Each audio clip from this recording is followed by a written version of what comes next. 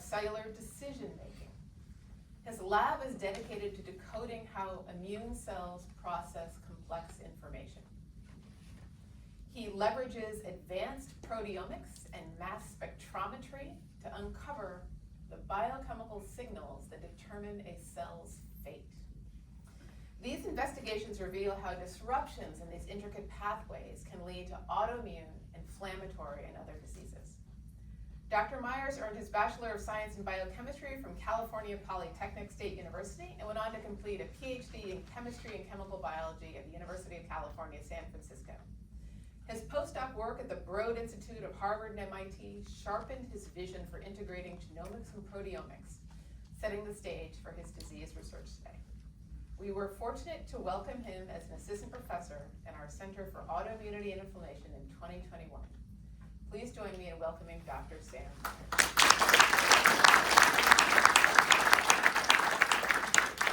Okay, now let's dive into our panel discussion beyond the diagnosis, the autoimmunity research reshaping lives. We will start with some prepared questions to guide the conversation, and then we'll open the floor for audience Q&A. So let me come around so I'm not talking at the backs of your heads. Okay, so let's begin with George. Can you summarize again for us what the research was that you presented in your lecture to the scientists this morning? Yeah. So first, thanks for the invitation. It's a great pleasure to be here. I think I am here in the hub of immunology and of clinical medicine, and I think it's always exciting to see that and the quality of research here. It was very easy for me to stop my skiing holidays to come to San Diego. So I am interested in how we could potentially achieve cure of a very chronic disease like autoimmune diseases. And there is no cure yet. Patients suffer from continuous medication, immunosuppression, and I think that needs to change. We should also have an example from oncology where this is possible. And we should always have a vision and a belief that we can do better. And I think that's the aim of my research, and to find better ways to achieve cure of autoimmune disease and stop continuous medication. And I think this patient is a typical example. You have seen patients are young, they are severely ill. I mean, often we think only cancer is the most dangerous, a severe disease, but there are also non-malignant diseases who make the life extremely miserable, right? And from the very early time on, and you can see that you can do better, right? And I think that should stimulate others to go in this direction. And I think what we have seen in the last 4 years is enormous gain in knowledge how to better treat these diseases. And I think that will continue. It will actually feed back to many disciplines in medicine, and that's actually my principal drive to do these things. Thank you. So to all the panelists, I guess we'll start with Sam and then go that way. Autoimmune diseases have long been a part of human history, but the ways that we think about and treat them are evolving very quickly. In the last 5 or so years, what breakthrough or paradigm shift has most surprised you? Something that seemed unthinkable when you first entered the field. And I would say today's lecture was probably unthinkable 5 years ago. I think my lab does a lot of technology development, and so I think I have an eye for that. I think there are a lot of new technologies that are more sensitive and wider ranging and more enabling. And I think a lot of those have kind of added to not just individual labs, but other labs that want to tackle this and tackle from different directions. Yeah, I guess I'm just blown away enough by today's lecture that I would put that at the top of my list. So. Yeah, it's really hard to come up on the heels of that. I mean, it's really a miracle, and I just can hardly wait till CAR-T therapy is scaled up, and I can't wait to hear what Dr. Myers discovers in his lab with technology has increased, improved. He's got this really fabulous new astral mass spectrometer. I would say though, in the patient community, COVID-19 has has created a sea change in how people view and access science. So there's been a great increase in awareness of science and in autoimmune disease in general. And I think the consensus is that we really do need to look at autoimmune disease as a whole and look for causes that really initiate and end up becoming autoimmune disease. And of course, we see that this is being done. And looking at cellular behavior and signaling is of course going to be the key to doing that. So I think people are no longer skeptical about autoimmune disease. This was really a very large barrier or to overcome, frankly, because so much of it was considered psychological. And that model or that sort of ideology or culture is changing now.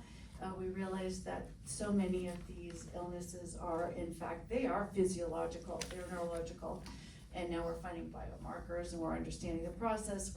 We've learned a lot about the microbiome in the gut and how it's connected with behavior and you know, neurological problems like, you know, ADD or anxiety, et cetera. So to me, that's a tremendous sea change in the way people view autoimmune disease.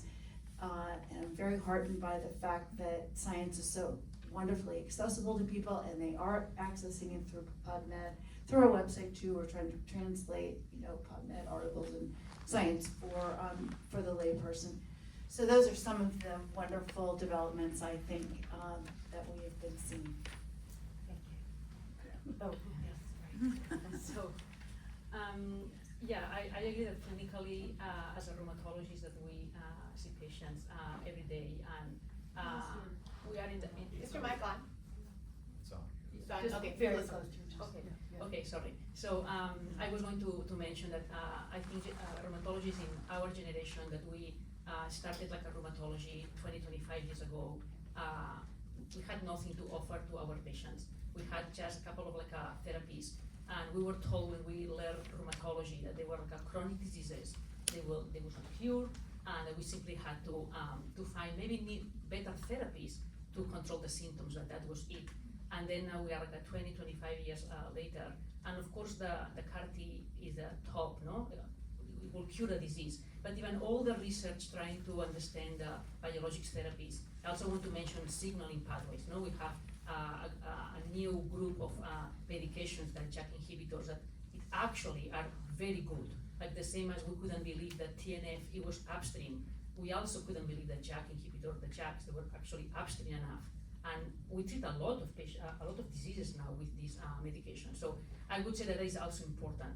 CAR-T, of course, can be cured, but also another like a thing that now we can really focus if we actually have cured disease is how can we prevent the disease. So there is a big group of people trying to understand if we could potentially try to treat the disease before it starts. Like RA, lupus, we have a window of opportunity if we find patients that they are with a very high risk of developing the disease. We could potentially treat the patients before developing the disease. So I think that there will be, after we are treating so well the patients, and CAR-T would be the top, no, for those sick patients, how we can actually prevent the disease. And there are some research going on that field.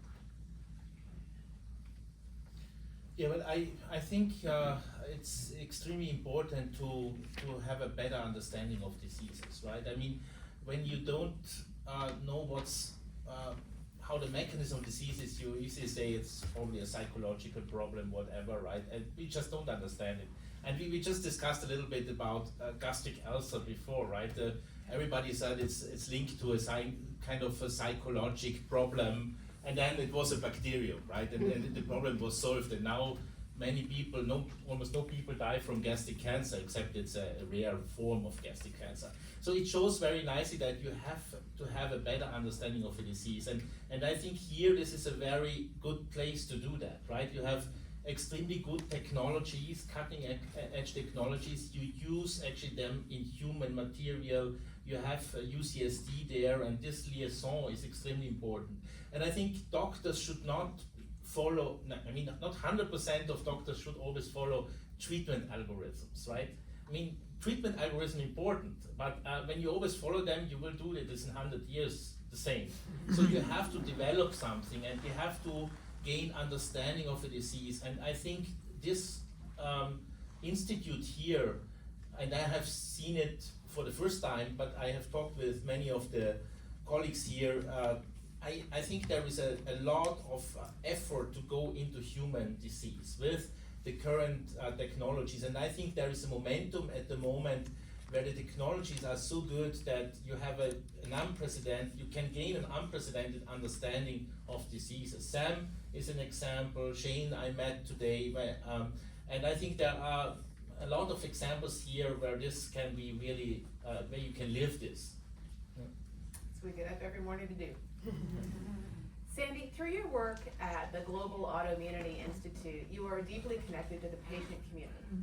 And you understand how overwhelming the process of trying to get a diagnosis, and even the diagnosis itself, can be. With so much information and misinformation out there, what is there that gives patients hope, and how do you at GAI bridge that gap between the research and the patients that need it the most? Well, there's really a lot to give people hope. I mean, sitting here, right here today, we can feel it, we can see it. So we convey that information to our patients and families. So we really fundamentally try to educate people and to keep them updated in the latest medical studies, the latest scientific studies, really the latest. I mean, within a few days, we really try to get something up on the website about whatever crosses our path, whatever we see. So I would say through information, education, we address in articles by science writers various issues that are of import to them. I can't wait really to, we give them information about where they can try to go find treatment centers that address autoimmune disease. But I'm really chomping at the bit to be able to direct them to centers that will be able to treat them with CAR T cells. And so we're sort of, we are very anxious and eager to see more therapies, right? It's great to hear what you're working on too. Well, I think there's a lot for a reason for hope. We hope. I mean, we hope things don't change. Yeah. We are all hoping. We're sitting tight in our seats. So I congratulate you so much for your dedication, and so happy to be here. Really a thrill. Thank you. Dr. Schett, you have pioneered CAR T therapy for lupus, showing that it's possible to reboot the immune system into long-term remission. Can you explain to us exactly what is happening there at the cellular level? How does it work? Yes, I mean, CAR T cells comes from cancer medicine, especially treatment of leukemia and lymphoma, right? And the concept here is that you have to completely eradicate a cell lineage because one single malignant cell can reconstitute the cancer. So the CAR principle is that a cell actually is a living drug and recognizes an enemy cell, so to say, and can completely eradicate it. And this principle is extremely interesting in autoimmune disease because we know that autoimmune disease are driven by a certain form of lymphocytes, the B cells, which are a key target cell of CAR T cells. So what CAR T cells are doing is they basically reboot in a way the immune system in a way that they eradicate all the B cells, and then the B cells come back from bone marrow precursors in a naive, innocent way. Yeah, and then actually basically it seems that autoimmunity doesn't come easily again. It was quite interesting because these people are then challenged by infections, by vaccinations, by sunburn occasionally, or sun exposure, which is important in lupus pathogenesis, and they don't get the disease so easily back. So there is kind of a gatekeeper again, obviously, which is built up, which prevents the development of autoimmune disease. And our interest is in the future, I think, with the new technologies, we can better describe this immune reset. I always say it's like in a computer, where the computer doesn't work, and you are a naive person, you just press the reset button, and usually you hope that it works again, right? And to understand that in a better way, I think we need the new technologies to molecularly describe that better. We'll get there. So Dr. Guma, your research is that. Your research is the metabolic changes that drive inflammation in autoimmune diseases like rheumatoid arthritis. Traditionally, we relied on broad immunosuppressants, just like a sledgehammer knock down the immune power. But your work finds that a more precision strategy targeting specific metabolic pathways could offer a better approach. So what emerging discoveries in that area give you more confidence that we're moving toward a new era? So basically now our field, rheumatology, thanks to this consortium actually, NIH and pharma, is like trying to get more information about the tissue. Like it's very important, the immune system in the blood. Of course, if we have lymph nodes, it's even better. But there are these like now, because of the new technologies, trying to get tissue from kidney, for instance, in lupus patients, synovial tissue for like arthritis. And the idea is to dissect a little bit better what pathways are like a general pathways, what pathways maybe are much more like a focus, no, like maybe more on T cells or B cells or macrophages. So the idea is to try to find metabolic pathways, different pathways that they are only triggering a part of the immune response. So you are not actually doing a global immunosuppression that we know that sometimes is good, sometimes we have to do it in our patients, but the risk of like side effects is really there, no? Especially infections. So the idea is to try to find like a different type of pathways that they are not really globally immunosuppressing all the cells. And the only way to do that, again, is to work on that initiative that is trying to get much more information, of course, single-cell RNA-seq, transcriptomic, spatial, and dissect the cells in the tissue. We'll see that really go somewhere, because there is this discussion, is the tissue that gives the information, is the lymph node that gives information, is the blood that gives information, so we still don't know. But this initiative, again, is like a US initiative, UCSD is part of it, is actually a new thing in the last 2 years and really very focused, and will give a lot of information from the key tissues, no? The key organs that are affected in our diseases. And part of the analysis is the metabolic pathways involved in those diseases. So let's talk about those pathways. Dr. Myers, your lab has developed powerful new methods to look at all of the tiny chemical changes that cause activation of T cells. So this is a key process that underlies autoimmune disease. So your research, funded in part by the Global Autoimmune Institute, shows that those modifications fine-tune how those T cells behave. Could we use that one day to reprogram those T cells to stop them from attacking healthy tissues? I certainly hope so. Yeah. I mean, we're doing that right now. So with funding from GAI and the National Institute of Health, we are actually testing these hypotheses of, can we make more fine-tuned changes to alter how a cell behaves? And so kind of the technology she's referring to is, typically we look at these pathways by a handful of landmark signaling events, and then we look at a handful of genes that are turned on. And in my lab, what we do is we develop technology, so instead of a dozen phosphorylations, we can look at 20,000. And we recently developed technology to where we can now test those 20,000 and see, how each mutation, how each change that we make in that cell changes its outcome. What genes does it no longer turn on? And if we can start to fine-tune that and understand the rules governing that, we could potentially say, I want to turn off this particular gene that we know is important in T cells or activating in autoimmune diseases. So we're kind of at the initial steps of it now, but it's looking very promising, and we are gathering both collaborators and other types of data to really show that this is not as crazy as I would have thought it would have been. But so that's really exciting for us. Okay, lightning round, 2 questions, all of you. We hear a lot about turning research into real treatments, but the wait can feel endless when you are a patient. What is the biggest roadblock slowing down progress? We'll start with Dr. Schett and then from this way. Fear. Fear. Fear. I think fear is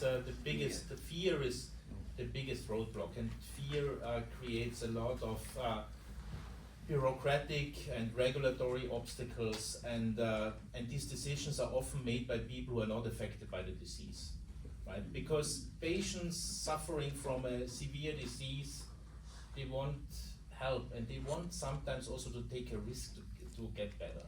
And I think we are extremely in a risk-adverse world, right? And that delays substantially the transition from innovation to clinical use. So that's a simple answer, right? But I like simple answers sometimes.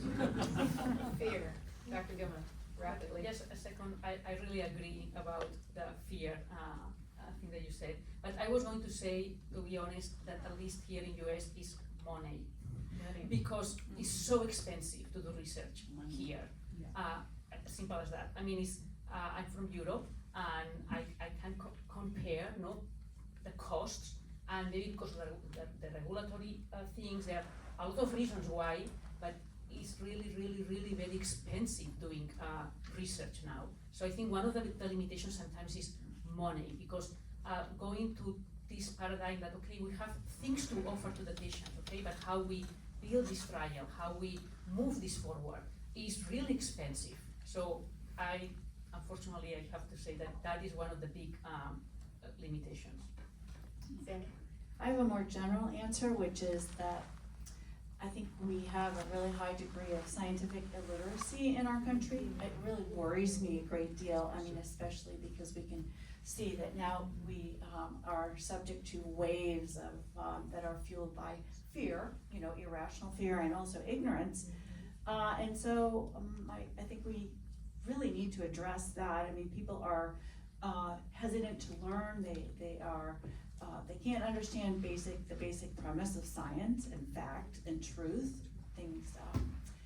I think that's something we need to overcome. We have difficulties as far as connecting, or as far as the demands that we put on our physicians. Don't really have enough physicians anyway. They don't have enough time. They don't have enough time to do to see their patients and to learn about what the latest science is. They're just stretched so incredibly thin. So I would add just those couple of things to your comments. Thank you. Sam, greatest roadblock. I'll try to incorporate everybody's answer and say public communication, right? If we, I don't know, I guess, I'm on the scientific side, so I see a scientific article and I can understand the language. I've been learning the language for 20 years, but, you need to explain these things to your benchmate. You need to explain it to people down the hallway, across the hallway, on the other side of the fence in your backyard, right? Does your neighbor understand why we're doing these things, why we need to take a risk, why we need to fund it, why we need to put more people, to actually have an effect, right? So I would say that maybe the way we're communicating our science publicly has some room for improvement. Last lightning question in just a couple words each before we turn questions to our audience. If you could fast track one thing you're working on now, what would it be and why? In a few words, Dr. Schett. So I'm not sure if I understand the question. If you could fast track one thing you're working on now, what would it be and why? Well, I work on the lymph nodes of these patients and want to understand what's going on there, because there the disease starts in a way, right? It's the lymphatic organs, and I think that's something which fascinates me, to go to the tissue, right? Similar like you said. Dr. Guma. So to say something different than the tissue, something that we discussed before, nothing to do that we just discussed, but it's also something that I do that we don't know if it will go somewhere, is actually the interaction between microbiome, the metabolism that we were discussing before, and actually the immune response. Because there are so many people talking about what's going on with the microbiome and the metabolism, and then also the response to treatment, that I really would like to know 5 years from now, either something always like a chit-chat, or really there is something that we can really modulate, and that would be great for the patients if we can really modulate the microbiome and the metabolism and the immune response. So that is what I would like to see. Sandy Boek. I'm gonna go first. Okay, all right. We actually have and I dare to even make this comparison, but we actually have a discovery in the lab that we think we could actually use some of Dr. Schett's technology to do something similar to his CAR T cells. Probably not to the same beautiful extent, but that one could hope that. So I would love to pour some resources into that and see if we can take that anywhere to even make a fraction of the progress that he's making. Sandy, bring us home. I only really have an indirect answer to that, which is I wish that I could find a way to communicate the message about, what science really is and how incredibly important it is, including all of the science that we're seeing here today. And so that's my hope and my wish. There's no magic bullet, but I certainly wish I could find one. And now our audience, what would you like to ask our distinguished panelists today? Question over there. What are the questions? So how far is this CAR T therapy from implementation? Are we in clinical trials, or what stage of the game are we in? And a follow-up question, from the little I know, in the case of lymphoma, when they do CAR T treatments, it requires a blood infusion, right? And you basically take the patient's blood out and you inject the CAR T cells and then re-infuse it. Is it the same treatment, and how does it work? So to your first question, so there are several phase 1 studies now all over the world, in the US, Europe and China. They are almost finished now this year, and this year the key phase 2 studies will start. And if the phase 2 studies are finished and successful, it will go to the approval, right? So I think that we talk about probably if that is available in a regular way, it's probably 2 years, right? 2-3 years. Until then, I think the possibility is to be enrolled in the study and get the treatment, right? And I think there is pretty good opportunity for patients now to be enrolled in a study in the US and in Europe and China. Are the clinical studies related to lupus, or what specific? Yeah. So there's actually quite a large trial landscape. It's lupus, it's myositis, it's systemic sclerosis, but it's also neuroinflammatory disease like myasthenia or stiff person syndrome, for instance. So it's quite a large. There's also multiple sclerosis trials, so it's a pretty large spectrum of trials available. And to your second question, you're absolutely correct, right? The standard way is actually a very personalized medicine. I would take the blood from you and then engineer from your T cells, CAR T cells, and give them back to you. There is a newer method that use the so-called off-the-shelf CARs basically from a healthy donor, where you can expand them and make them hypoimmunogenic, that you don't reject them and infuse them. But that's more in an early stage, but would be cheaper and more scalable, but long-term results are not there at the moment.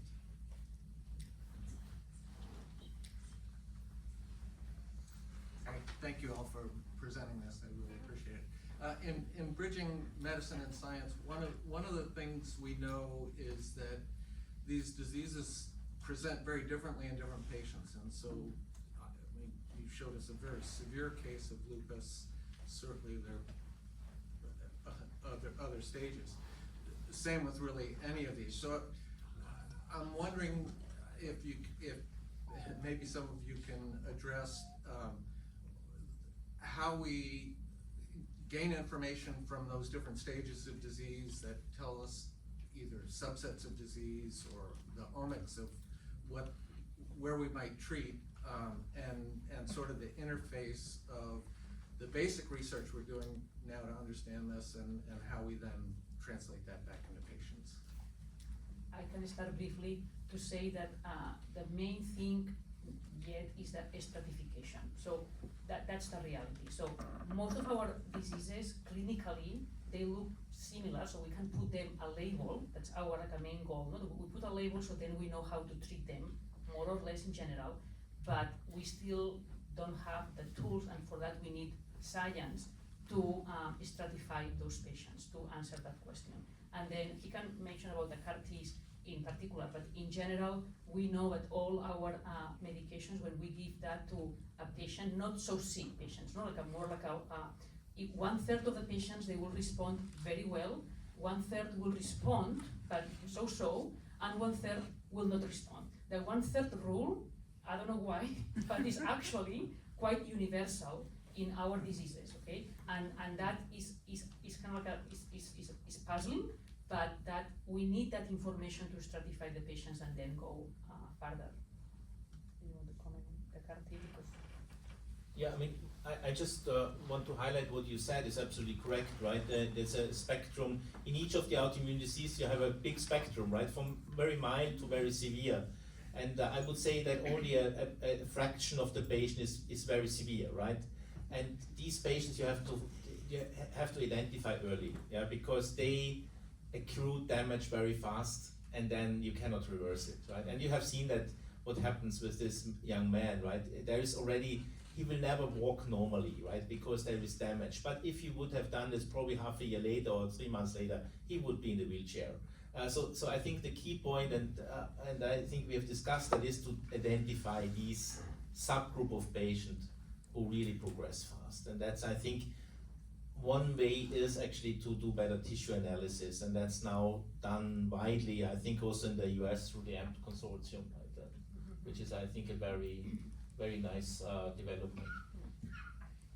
For this consortium at the beginning, of course, it's like a cross-sectional, you try to understand any type of patient, but now they are much more trying to understand early arthritis and then follow those patients to identify those subsets. So some lupus patients, they will be for years having not affecting big organs, so they will not be organ, kind of like a focus lupus. Some patients in 2 years, they go to dialysis if you don't focus on the kidney. So those are the ones that maybe we cannot prevent the disease, but we can prevent those like organ damage.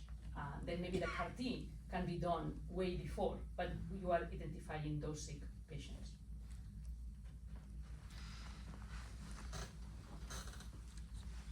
Oh, we have multiple questions.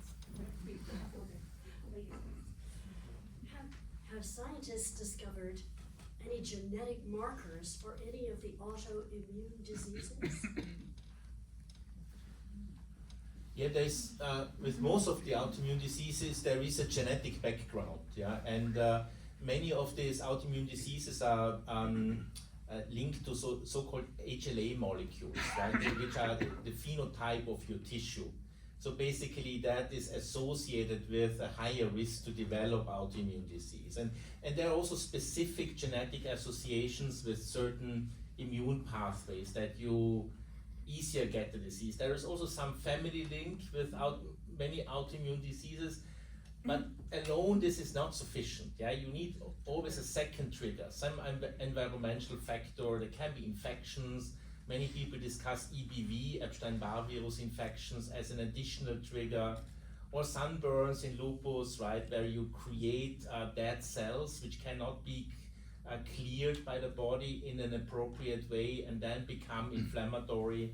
So there are actually, I think it's always a mixture between genetic predisposition plus some other factor.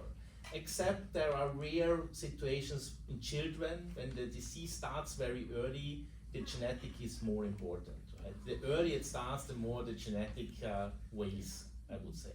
Thank you. Yeah. I think there's a question in the middle. Thank you so much for these very insightful answers. Yeah, I have a question. So, in terms of the vision in 10 years from now, how can you refine, or what do you like to see in the refinement of the treatments? What do we need to accomplish to further improve treatments for patients? It's a little bit what we would discuss with him, no?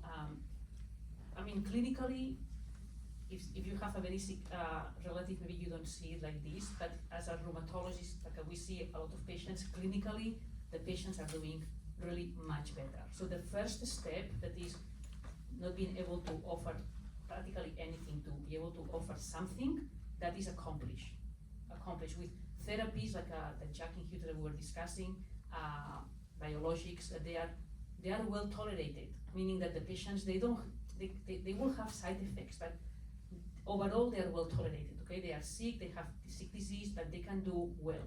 The next step is have all the patients in remission, like a really, really in remission, that we don't get there yet. And to do that, we have to push the treatment to a percentage of patients. We cannot push the treatment to all of them. That would be too much toxicity, too much side effects, too much.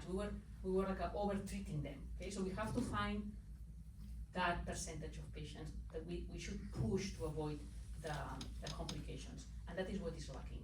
So what is lacking is the prediction, to predict those patients. And there are some initiatives that they try to do that, but that's, for me, is the main thing that now, and everybody's going in that direction. Now we need to predict a little bit better and do this personalized medicine. Last question.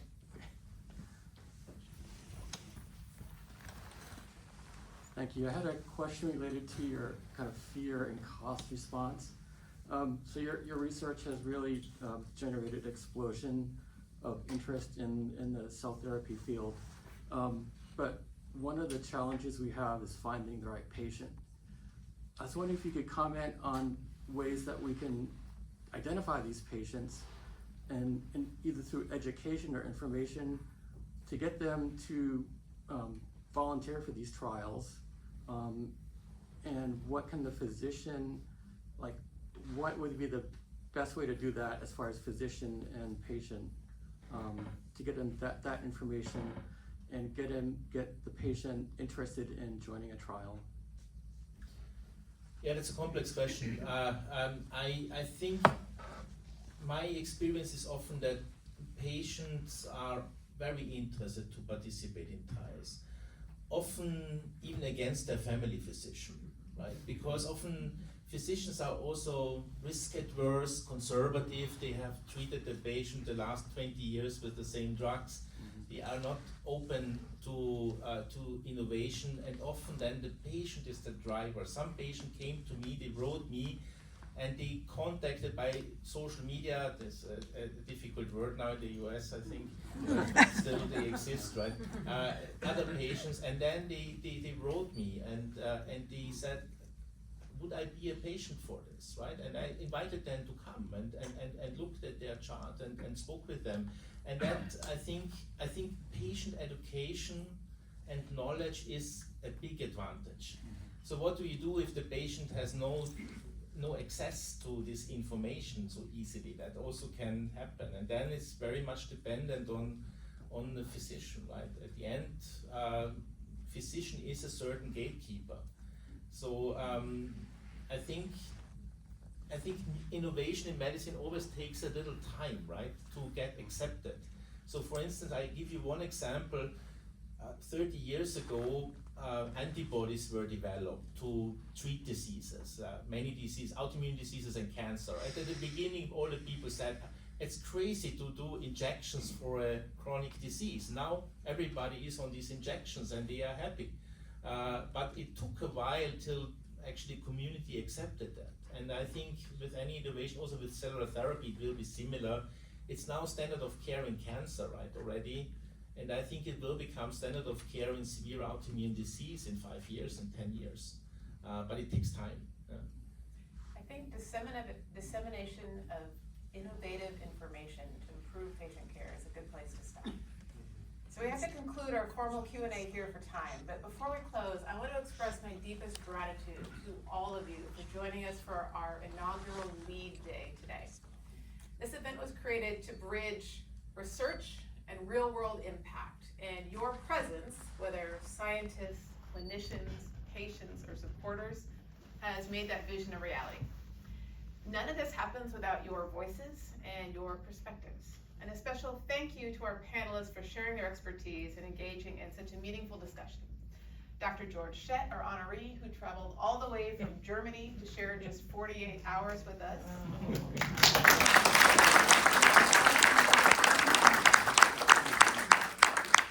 We are so privileged to have you here. Dr. Dr. Monica Guma, your expertise is invaluable, and we are so grateful to have a leader of your caliber in the Torrey Pines research community.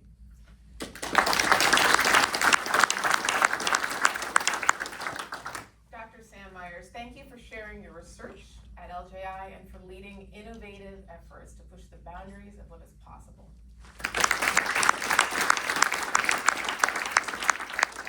Sandy Boek Werness, as well as Liz Loftus and Dr. Bruce Werness, who joined us all from the East Coast today.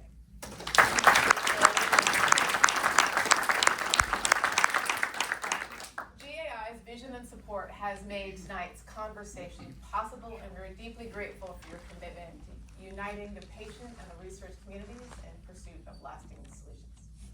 Finally, I'd like to extend my deepest gratitude to LJI's board of directors. So many of you are here tonight.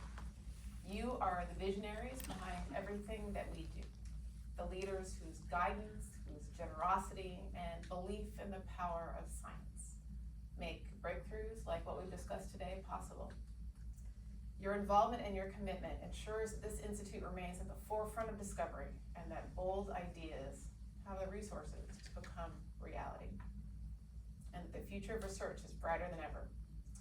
With that, I invite all of you to continue the conversation at a gluten-free reception where we can keep exchanging ideas and building collaborations. Thank you all for being a part of Geek Day.